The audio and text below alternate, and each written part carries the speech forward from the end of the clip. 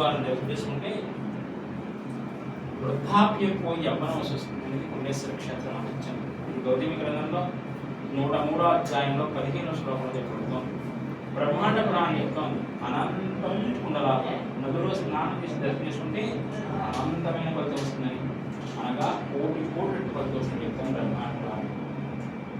భీమఖండం చెప్తోంది స్నానార్థ దర్శనాలు, స్నానం చేసి దర్శనం చేసుకున్న స్నానార్థ దానాలు, స్నానం చేసి ఏదైనా దానం చేసిన స్పర్శనార్థ దర్శనాలు, కానీ గోదావరి చల్లుకుని స్వామివారు దర్శనం చేసుకున్న కోటి యజ్ఞ పుణ్యపలేదు.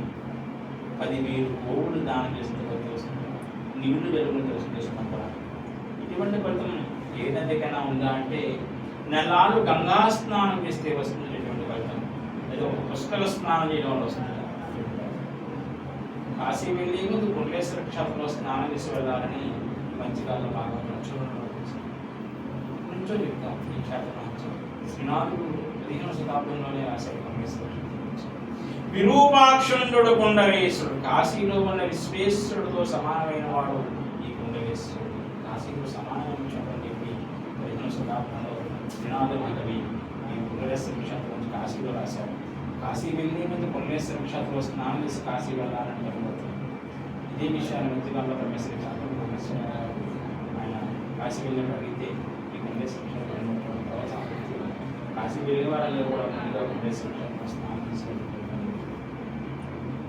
అలాగే ఆదిశంకరాచార్య 8వ శతాబ్దంలో క్షేత్రం తెలుసుకున్నారు.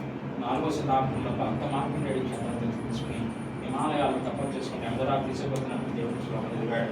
కుండలీకృత కుండలేశ్వర కుండలం బృహవాహనం నారదాని